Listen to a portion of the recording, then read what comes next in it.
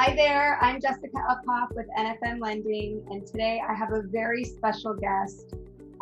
Today with me is Madison Gardner, who is a real estate agent here in the Denver community. And I'm very excited to talk about her story and path. But what she and I are going to have a dialogue about today is about working with millennials in real estate. And it's such a cool topic because there's such a big population of millennials out there that want to own homes and are in the market right now and also are listing homes. So it does seem very timely for us to have this conversation and how culture has shifted as millennials are a good portion of our clientele. So, Madison, let's start with just a little bit of your background. So, you were in new home sales in your earlier part of your professional life, and you did that for 6 years. Is that correct? Yep, just about Okay. almost 6 years. Graduated Okay. CSU with my degree in real Oh, estate and interior design, so that was fun. And okay. yeah, rolled right into it after school. So started selling new. And you work here in Colorado, right? You work for the local builder. Yep, local Northern Colorado builder for the last 6 years. So And I'm very excited to hear your stats. So you did consistently over the years $20 million worth of business, and you were selling like three to $400,000 properties, right, in Northern uh, Colorado. yeah, Okay. I mean, depending on the year, we were selling between um, I guess myself, I was selling between 60 to 90 homes at our communities, which was so fun, and primarily to the millennial buyer. So Yay! And that's why I wanted to talk to you specifically, is because I know just from the clients that I've worked with you that a lot of your clientele is millennials. So it's your sphere of people and also the people that are moving into those new construction homes that's their price point or that stage of life. So I know you're just a wealth of knowledge about this clientele. So talk to me about millennials. Like, how is a millennial buyer different than someone that's in their, 40s? Can you give me a little bit of background about the primary differences are in working with them? yeah, I think the really cool thing about millennials is I would say they really know what they want. By the time they're coming to you, they've done their research, they've been online, they have looked probably at least for a couple months. So a lot of them come pre-qualified, which is awesome. They've already talked to a lender. Um, and they're excited. Like they're just grateful that they're getting the opportunity to buy a house. So that part of working with the millennial buyer is so fun. They really appreciate the knowledge and you kind of holding their hand, and they look to you as the person, like, what can you do for me in a good way? Um, and I think kind of historically, as salespeople, we are looked at like, I'll come get you if I need you. Like, stay away. I'll come find you. And they look at you like, what can you do for me? How can you help me get from point A to point B as fast as possible? So it is a different demographic. I worked with patio home buyers, I worked with new home buyers, and I worked with kind of the move up buyer, as we call it. And millennials are fun because they're like ready to roll. Yeah. They also seem like when we're in this multiple offer market, what I've noticed from the business that I'm doing, the millennials versus maybe the people that are, approaching retirement that are looking at downsizing, someone in the retirement community might say, like, I am not paying over what a house is priced at. Like, I refuse to do that. It goes against every ounce of my being. Where a millennial buyer, you explain to them the conditions of our market and they're like, got it. Yes, appraisal gap. Yes, I'll do that. Yep. They seem very reasonable, right? As long as they have the means. Yep. I think the concepts in the market and the pros and cons of what's going on, like they get and they're willing. Would you agree? Yeah, I think that they've seen, their adult life. They've just seen the market go crazy. They're like, darn it, if I would have been able to buy 2 years ago, or if I would have been able to buy 5 years ago. So they don't necessarily blink at that like, yeah, we have to waive appraisal or we have to do some of these things to get in. They just want to get in. Yeah, that's Yeah. true. True. Yeah, they do seem a little bit more big picture. They don't focus on maybe one component of buying a home, which is like, ooh, I'm stuck on having to overpay for a property. They kind of look at the whole big picture thing, which I really tend to appreciate. Right. Well, and Um, so much for rent, right? So so it's a no-brainer when they're looking at, okay, I'm going to spend a similar amount in rent as I can to buy a house. Why wouldn't I not just buy a house? You have to live somewhere. I tell that to buyers all the time. Like, you have to live somewhere. So you're either going to pay for rent and flush it down the drain, or you're going to buy something and it's actually yours and it's an investment. yeah, that's so true. What advice would you have for real estate agents that are working with millennials in terms of working their way? Because I think if we try to treat all of our clients in different demographics and age ranges the same, you might lose out on the millennials that are like, what can you do for me? So, what is your advice to the real estate agents out there about working with them so that they too can kind of get into a groove and work pretty seamlessly with that community? I think easy equals right for everybody, but especially for that buyer demographic, right? We're used to being able to look something up in 2 seconds. We're used to being able to get information quickly. So easy equals right. And then I would also say we're used to the sales process being an experience, and we want that. And we totally buy into that. We'll spend more, we'll do more if it's an experience. So staying excited, and even though this market is crazy, making it still fun for them because it is their first house and it is a big deal. And as something as simple as like ordering them crumble cookies, after their first day of looking, like something simple, but that makes it, like we're celebrating that this is a fun process and not like, oh, process, Yeah, so right. they buy into that experience piece of it so much. That's great. Yeah. Yeah, I've noticed what we do on our team is we in our pre-approval appointment, we started accommodating people to do it in their timeline and their like I used to require everyone coming to the office and meet with me face by face.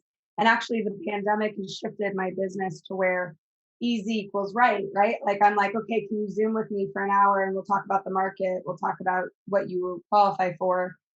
And I can tell that the millennial demographic really appreciates the convenience. Like convenience is a big thing for them because millennials are busy sort of building their lives, right? They're in that like, I'm building my professional life stage. Yep. And they have a lot going on because they have bigger capacity at maybe in that age range. They have more energy and bigger capacity. So they take on more potentially. Yep. And I think they like convenience. Yep. I Yeah, agree. for sure.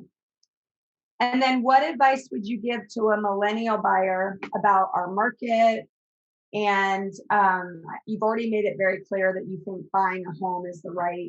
I know there's a lot of people out there that are very worried about can this growth of our market sustain, right? So I would be curious how you're advising your clients in general and your millennial clients on our market conditions, and is this the right time to buy a house, and how do you recommend going about the process? I think getting your foot in the door, gosh, I've had so many conversations with clients and with friends. And with friends, you can be a little more pushy. Not that I'm not a little pushy in general, but um, with friends, I'm like, just get in the market. You know, the thing with real estate that I think people sometimes forget is that it does do this, but overall, it does this. So if you look at things as a long term investment and you understand that you do have to live somewhere, you don't want to rent an apartment for forever. I think that the millennials aren't, it's not, so hard to buy into that idea of that. Yeah, like I don't want to, we're going to start having kids. I don't want to be in a one bedroom apartment. And then I think getting pre-qualified first. I mean, really, if we're showing houses and are doing, going through this, getting pre-qualified first is so important to know what you can spend, and then they're not feeling defeated when, you know, okay, we've been looking at $500,000 houses, and now we have to look at $400,000 houses. So getting pre-qualified before you even go out and show, right? I think is important. So. That's great advice. Get pre-qualified, get into the market. I couldn't agree with you more. We have 1,800 resale houses on the market in the 7 counties that make up Denver. And that amount of homes for the amount of people, like people are moving to Denver at record-setting paces because they can work remotely now from anywhere. And so why not live in a state or an area that it's sunny 300 days a year, and you can play outdoors in the winter, and there's all these different reasons that people want to be here. And so we're running out of housing, and you probably experienced that a little bit in the new build world. Like I know builders around the Denver market have waiting lists of 150 people to get one lot right now, and that's the demand. And prices over time are driven by supply and demand. So if the demand is very large and our supply is very small, I don't see either one of those dynamics shifting anytime soon. So even if the market does shift at some point, I don't see it happening in the next few years. So why not get in and make, turn your $50,000 that you have in your savings account into $250,000 in a very short window of time? Like that's a make sense investment. And like you said earlier, you need to pay for a place to live anyway. Right. So you either are paying for that investment to earn that, appreciation on your property, or you're paying for someone else's mortgage. Right. Well, and I'm sure you've seen, right, where people, like I had several clients that were, maybe teachers, or they were, they weren't in a profession where they're, making, you know, 300,000 a year. Like Yeah. but they bought a house when they were in their 20s, and then they come to me at, 30 or 32, and they have 300,000 in equity, and now they can buy the move up, the $500,000 house. But they would have never been able to save probably $300,000 on their income over the last 10 years.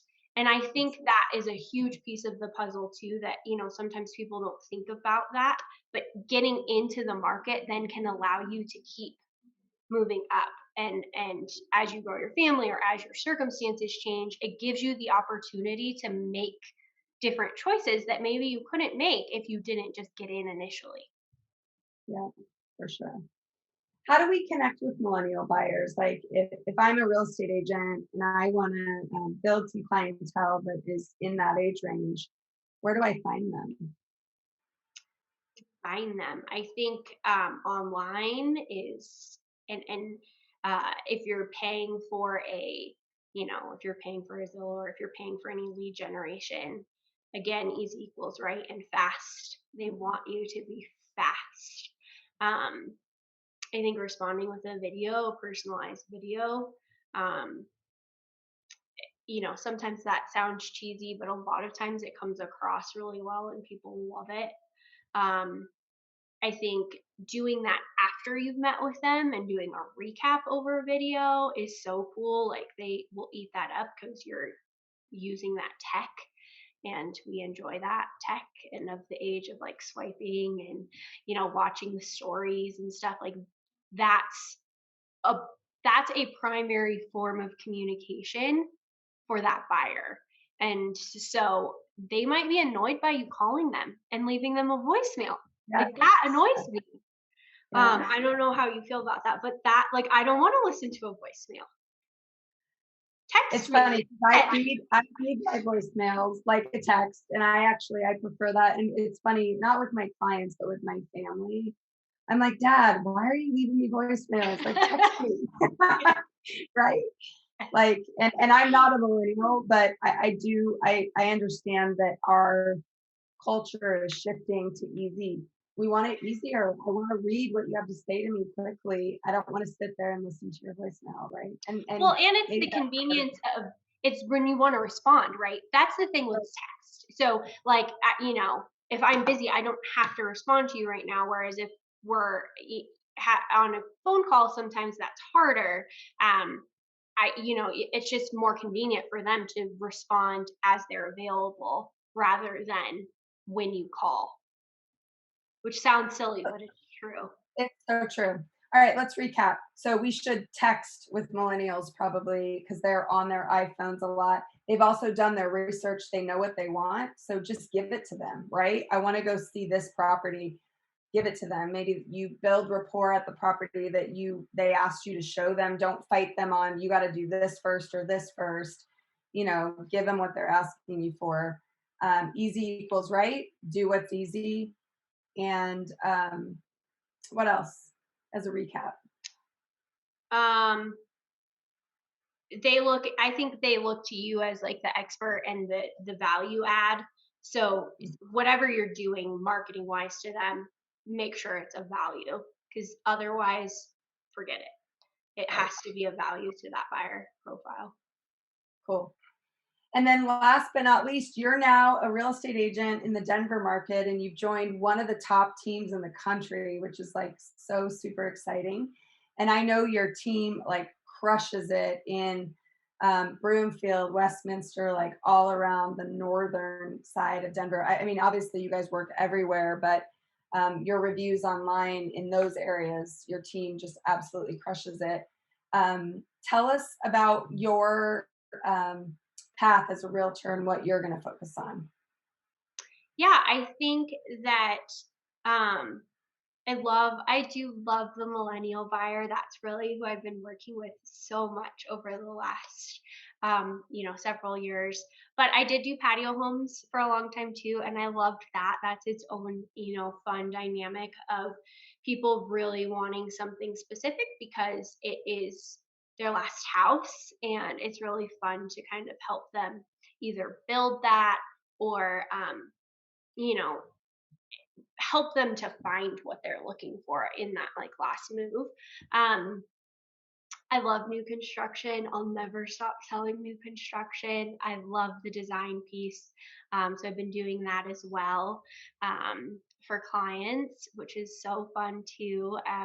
But that has been, I would say, like our as a team too, our huge value add is with the new construction piece, helping people decide, what to upgrade, what they can do later on, where it's smart to spend money, where you can maybe save, and walking kind of people through that process. I love that. That's just it's something I will probably always do and always love. So new construction, all of it. I love all of it. I love real estate. It's just part of who I am. I love homes and like making it feel like not just finding a house, but like dreaming with the clients and you could do this here or what about this idea, like I love it all. So I'm just excited to start on this kind of different avenue, and it's gonna be really fun. Oh, well, we're so excited, Madison, to watch you grow in this new sector of the real estate industry. And we so appreciate you taking the time today to talk to us about millennials and working with them and communicating with them and making easy. I couldn't agree with you more. So thanks so much for your time, and we'll see you soon. Okay, thanks for having me.